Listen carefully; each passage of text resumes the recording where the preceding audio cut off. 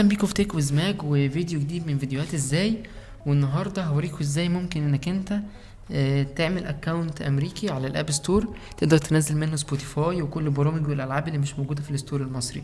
الخطوات بسيطه جدا. هنعمل ايميل الاول عادي جدا، تمام، وسايب اللينك دوت هتدخل عليه تحت الفيديو هتلاقوه عشان تعمل ايميل على الجيميل. هتكتب الميل عادي جدا بتاعك، اسمك هتكتبه هنا، وبعدين مثلا تختار اسم ايميل جديد هتعمله. ممكن اكتب تيك ويز ماج زد زد مثلا، ثانية، تمام، وتكتب بالباسورد. هتكتب الباسورد تاني هنا اهوت، تمام، كأنك بتعمل ايميل عادي. وتكتب هنا بياناتك، مثلا هنا تاريخ ميلادك، تمام، تكتب التاريخ الميلاد بتاعك، وتكتب هنا وتختار هنا ان انت مثلا اذا كنت ذكر او انثى، ميل او فيميل، وتسيب الخانة بتاعت الرقم سيبها، واكتب مثلا ان هو اي ايميل موجود عندك قديم. ممكن تكتب الايميل بتاع الاب ستور القديم عادي جدا @gmail.com. لو طلعت فوق هلاقي ان انا سميت دلوقتي الايميل بتاعي techwithmagzz@gmail، او انا ما بكتبش @gmail، هي بتتكتب يعني هي بتتعمل لوحدها، تمام. فانا احفظ اسم الايميل واحفظ الباسورد، تمام، واجي تحت ادوس كونتينيو. هيظهر لي دي، هشد الشاشه لتحت كده، اقعد اقلب لغايه ما كلمه اي اجري تظهر، وادوس اي اجري واقول له نوت ناو، تمام كده اهوت. المفروض ان هو هيحمل وهيقول لي هنا اهوت ان الايميل بتاعي اتعمل، وادوس كونتينيو عشان خاطر اروح على الانبوكس بتاعي وادخل على الميل بتاعي بكل بساطه. المفروض بيحمل اهو. انا بعمل دوت ليه؟ بعمل ده عشان خاطر يبقى عندي اكونت اقدر ان انا استخدمه، اعمل بيه اكونت على الابل ستور اللي هو الاكونت الامريكي. فكده انا خلاص بقى عندي ميل اهوت، ولو دخلت دلوقتي على الجيميل هيوديني عادي جدا على الايميل بتاعي. هخرج بره، تمام كده، واروح على الاب ستور، ادخل على الاب ستور، تمام كده، وادوس فيتشرد وانزل تحت خالص، اتاكد ان هنا في كلمه ساين ان، يعني لو في اكونت انا جوه عامل بيه لوجن اخرج منه، اتاكد ان انا مش مسجل باي اكونت، واروح عند في النص هنا عند توب تشارتس، تمام، واجي فوق في النص عند كلمه فري وادوس عليها، واجي اختار اي ابلكيشن فري وادوس عنده جيت وادوس انستول، تمام كده اهوت، واستنى يحمل. هيظهر لي البوكس ده. هختار تاني حاجة اللي هي كرييت نيو ابل اي دي ديت، هدوس عليها، تمام كده. هبتدي في خطوات ان انا اكريت الايه الابل اي دي. انا خلاص كريت ميل، دلوقتي اكريت الابل اي دي بقى، تمام. هيطلع لي، هختار الدولة مثلا امريكا، شوف انتوا الدولة اللي انتوا عايزين اختاروها، انا هختار امريكا مثلا وادوس نيكست. ليه امريكا؟ عشان هي احسن حاجة في الستور بتاعها، البرامج كلها موجودة. وتحت على اليمين ادوس اجري، هيظهر لي دي، ادوس اجري تاني، تمام. هكتب الميل اللي انا لسه عامله techwithmagzz، تمام، @gmail.com. هنا بقى بكتب @gmail.com، تمام، واكتب مثلا الباسورد اللي انا لسه عامله برضو، او باسورد تاني. انا هكتب الباسورد اللي انا لسه عامله techwithmagzz، تمام. بعد ما اكتب باسورد مرتين هنزل تحت في اسئله للحمايه يعني. ممكن اختار اي اسئله واكتب اي اجابات. انا عن نفسي اختار اي اسئله واكتب اي اجابات. your dream job engineer، كايرو مثلا. انتوا لو الاكونت ده هتكملوا بيه على طول، احفظوا الاجابات ديت عشان هتحتاجوها بعد كده. هنا هيقولك اكتب ريسكيو ميل، اكتب مثلا الايميل اللي كنا كتبناه هناك القديم بتاعك، قلنا اكتبه هنا. هيقولك تاريخ ميلادك، اكتب تاريخ ميلادك تاني، يوم مثلا 1/1990 مثلا، تمام. خلي سبسكرايب ديت موجودة، ودوس نيكست، تمام كده. هنا بيقولي ان الباسورد، انا نسيت في حاجة نسيتها. الباسورد بتاعك لازم يكون في حرف كابيتال، ويكون في حرف يعني حرف كبير، ويكون في ارقام. فانا هكتب اول حرف تي كابيتال، واكتب تك ويز ماج، تمام، واكتب تك ويز ماج، وما كتبتش ارقام، اكتب فوق رقم مثلا 9 واكتب تحت 9 كده. انا كتبت نفس الباسورد، وانزل تحت الاقي البيانات بتاعتي لسه متسجله، ادوس نيكست تاني. فما تنسوش زي ما انا ما نسيت كده هوت، تكتبوا لازم حرف كبير اول حرف خلوه كبير، وخلوا فيه رقم في الاخر في الباسورد مثلا. دلوقتي نقلني على الصفحه اللي بعديها، اللي هو كانت الناس كلها بتقول كلمه نون دي ما بتظهرش، وبيطلب منها لما بتيجي بتعمل اكونت امريكي ان يبقى معاهم فيزا او ماستر كارد او اي حاجه. لكن ان هو بالطريقه دي زي ما انتم شايفين اهو نون موجوده، هعلم عليها او ممكن تبقى متعلم عليها اصلا. تمام.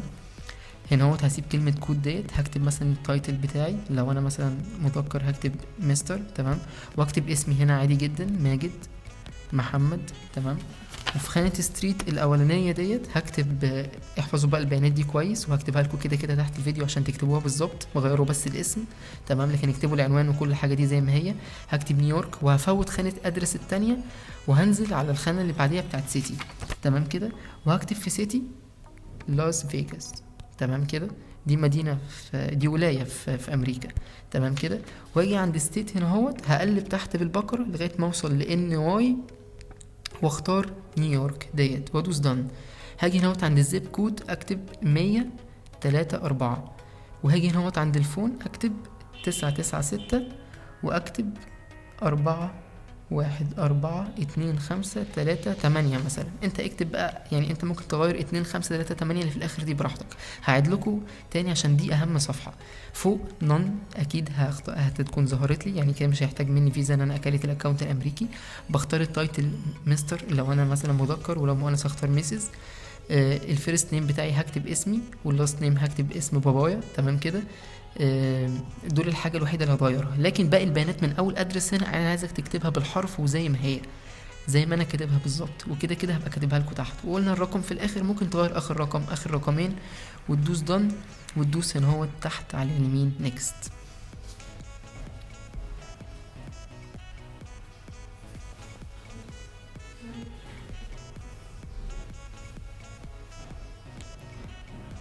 وبعد كده هدوس هنا هو دن، هيظهر لي الباسورد قبل ما ادوس دان اكتبه عادي جدا اللي انا لسه عامله. تمام. تك ويز ماج 9، وادوس اوكي. تمام كده. خلاص كده المفروض ادوس دان. تمام كده المفروض خلاص الاكونت ان هو اتكريت، بس هيقول لي ان الاكونت بتاعي مش متعرف، فبيطلب مني باسورد تاني. فانا المفروض هدخل على سفاري. تمام. واكتب mail.google.com. تمام كده. وادخل على الايميل بتاعي، لو لقيته ان مش هو الايميل المفتوح يبقى هطلع فوق على الشمال، ادوس على الثلاث شرط دول. تمام. وادوس هنا واختار الايميل بتاعي اللي انا لسه عامله اهو تكويزماك زد زد. تمام كده. المفروض اهو هيحمل. اول ما الايميل بتاعي يتفتح هلاقي الميل اللي جالي من الاب ستور عشان خاطر اعمل الاكونت يبقى فيريفايد. تمام.